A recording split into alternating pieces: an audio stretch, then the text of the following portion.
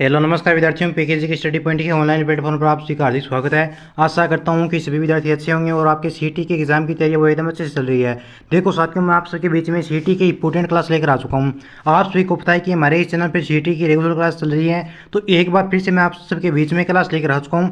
देखिए विद्यार्थियों, अगर आपने अभी तक सीटी का व्हाट्सएप ग्रुप को ज्वाइन नहीं किया दोस्तों, तो सीटी के व्हाट्सएप ग्रुप को जरूर ज्वाइन करना। उसके मैं नंबर दे दूंगा आपको क्लास के एंड में। अब अपने सेशन की शुरुआत करते हैं।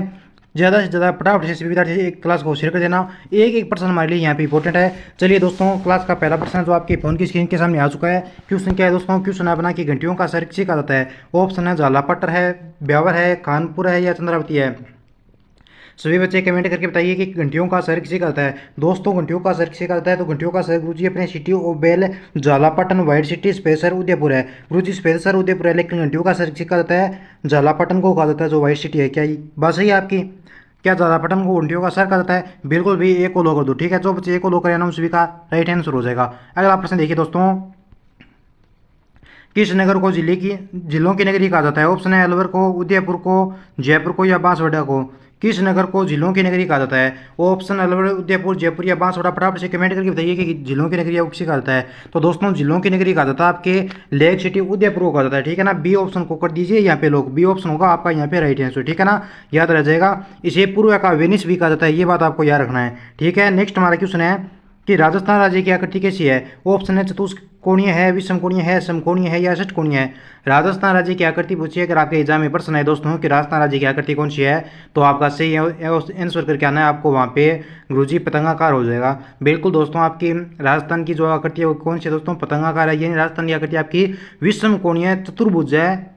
T.H. हैंडलर ने सर्वप्रथम इस आकृति के बारे में बताया था आपको, और इस आकृति के बारे में किसने बताया? तो T.H. हैंडलर ने बताया। ये बात आपको याद रखनी है। राजस्थान राज्य की आकृति कैसी है? तो आपका सही आंसर हो जाएगा विषमकोणीय है। ठीक है ना, आगे देखो, बहुत ही प्यारा प्रश्न पूछा गया है सीटी में, पक्का ये प्रश्न आपके एग्जाम में आएगा। गागरोन का किला राजस्थान के किस जिले में है? डूंगरपुर में हो जाएगा, उदयपुर में हो जाएगा, चित्तौड़गढ़ में हो जाएगा, झालावाड़ में होगा।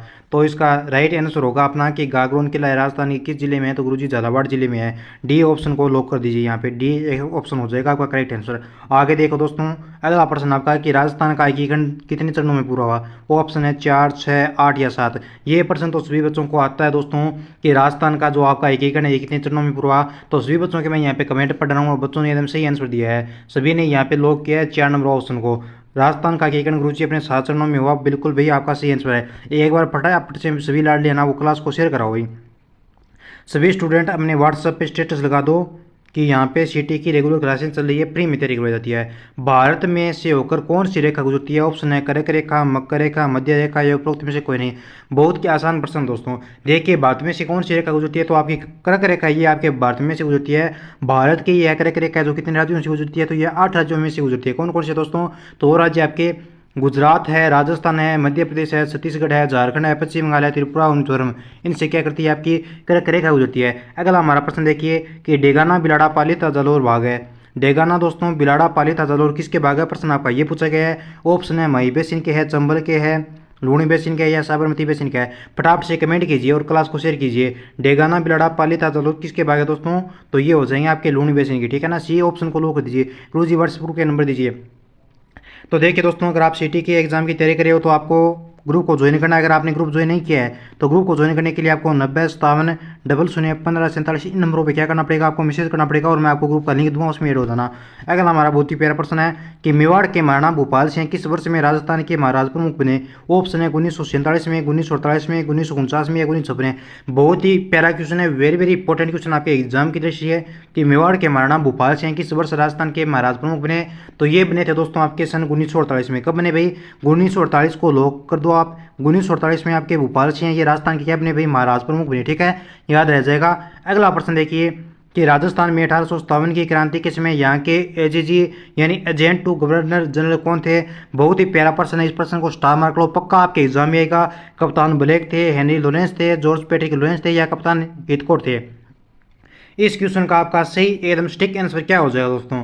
तो इसका राइट आंसर हो जाएगा दोस्तों आपके जॉर्ज पैट्रिक लॉरेंस हो जाएगा। क्या हो जाएगा? जॉर्ज पैट्रिक लॉरेंस हो जाएगा दोस्तों। राजस्थान में 1857 की क्रांति के समय यहाँ के AGG agent to governor general कौन थे? अगर आपके एग्जाम में प्रश्न आए तो आपको याद रखना है जॉर्ज पैट्रिक लॉरेंस को, ठीक है ना। 3 नंबर ऑप्शन को लो कर दीजिए, ठीक है। आगे देखो, अगला प्रश्न बहुत ही प्यारा पूछा है कि 9 मंजिला बावड़ी कहाँ पे है तथा उसका निर्माता कौन था? ऑप्शन है अब्बा नेरी दोसा में है, चांद राजा था, नीमराना अलवर में है, टोटरमल बूंदी में है, राणा नाथावती भंडारेज में है, दोसा जो दीप सेन ने निर्माण करवाया।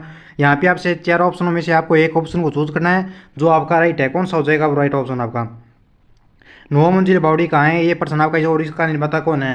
तो 9 मंजिला बावड़ी है, ये आपकी है कहाँ पे? तो सबसे पहले तो ये देखिए आपकी नीमराना बावड़ी, ये आपका कहाँ पे है दोस्तों? तो ये आपकी नीमराना बावड़ी है, ठीक है, जो आपकी कोटपुतली बहरोड है। टोटरमल द्वारा निर्मित 9 मंजिला 29 दिसंबर 2017 को इस पर 5 रुपये का डायरेक्ट जारी हुआ और पंडारे दोसा दीप सिंह द्वारा ये निर्मित करवाई गई थी, ठीक है। दीप सिंह के द्वारा ये निर्मित ये आपकी है। तो यहाँ पे एकदम करेक्ट आंसर हो जाएगा अपने इस क्वेश्चन का कि 9 मंजिला बावड़ी कहाँ है था, उसका निर्माता कौन था? तो ये हो जाएगा आपका नीमराना वाले ऑप्शन को लो कर दीजिए दोस्तों। और टोटल में हो जाएगा इसका आगे, ठीक है ना। और इस पे जो डाक टिकट जारी हुआ था ये पंडारे दोसा दीप सिंह द्वारा, ये दो आगे छोड़ो, आप आगे याद मत रखना, जितना क्वेश्चन है उतना याद रखना, ठीक है। आगे याद कोई तो थोड़ा गलत होगा, ठीक है ना। तो नदी जिनका अपवाह क्षेत्र सर्वाधिक है, ऐसी कौन सी नदी है जिसका अपवाह क्षेत्र क्या है भाई? सर्वाधिक है। ऑप्शन है जवाई होगी, साबरमती होगी, लकड़ी खारी होगी, बनास होगी, सुकड़ी ताकारी। दोस्तों मैंने गलत पढ़ दिया है, नदी जिनका अपवाह क्षेत्र सर्वाधिक है। कौन सी नदी है जिनका अपवाह क्षेत्र सर्वाधिक है? तो वो हो जाएगी आपकी बनास नदी है दोस्तों। इसका क्या है भाई? अपवाह क्षेत्र सर्वाधिक है, ठीक है ना। आगे देखिएगा प्रश्न, बहुत ही प्यारा प्रश्न पूछा है।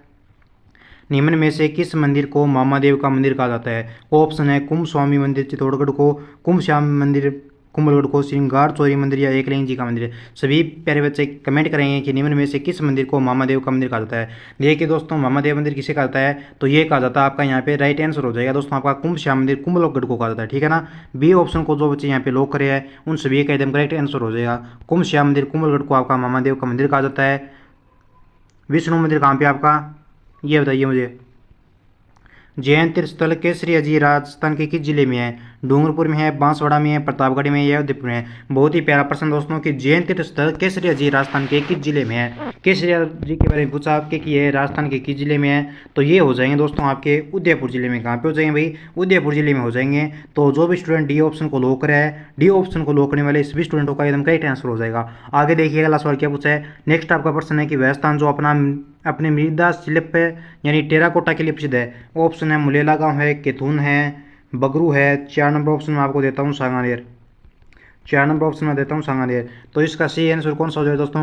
वह स्थान जो अपना मृदा शिल्प टेराकोटा के लिए प्रसिद्ध है, तो इसका राइट आंसर हो जाएगा मुलेला गांव प्रसिद्ध है, ठीक है। कौन सा हो जाएगा? मुलेला गांव प्रसिद्ध है, ठीक है ना। निम्न में से किसका मूल नाम है जो कोषवर्धन था?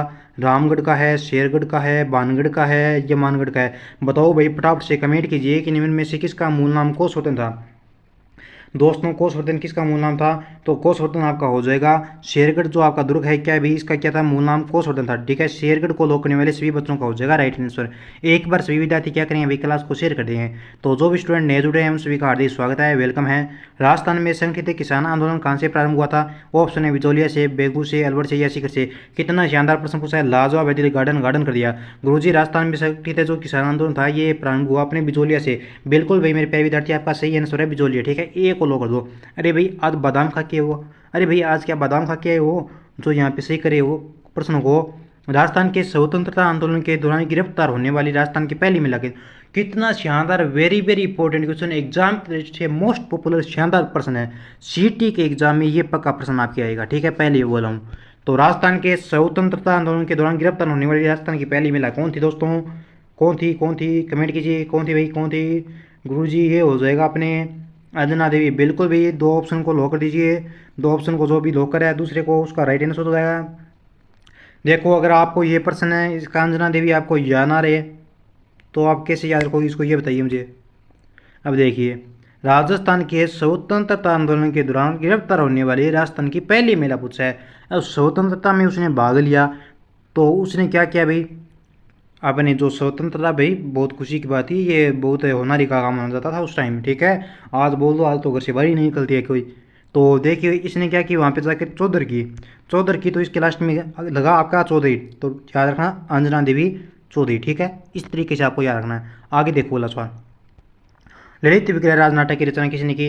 तो दोस्तों ललित विग्रहराज के नाटक है ये आपका, इसकी रचना किसने की थी? तो इसकी रचना की थी आपके सोमदेव ने। किसने की भाई? सोमदेव ने आपके ललित विग्रहराज नाटक की रचना की थी। सी को लो कर दीजिए। अगला बहुत ही प्यारा प्रश्न आपका, बिनेश्वर मही नदी व बिनेश्वर मही नदी का संगम है अनास, सोम, एराऊ या साबरमती?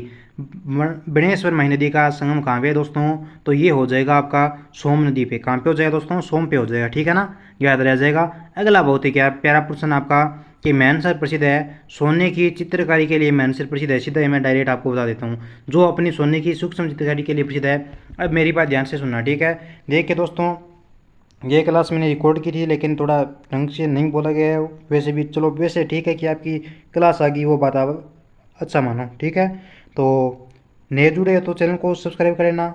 अगर आपको वीडियो अच्छा लगा है तो इसको लाइक भी कर दिया करो या कमेंट कर दिया करो, क्लास को शेयर कर दिया करो, ताकि जो भी बच्चे आपके सीटी के एग्ज़ाम की तैयारी करें ना, उन तक ये क्लास आसानी से पहुंच जाए और उनको पैसे ना देने पड़े, जहाँ पे जो पैसे लेके पढ़ाते हैं उनको, ठीक है ना, फ्री में उनकी तैयारी हो जाए।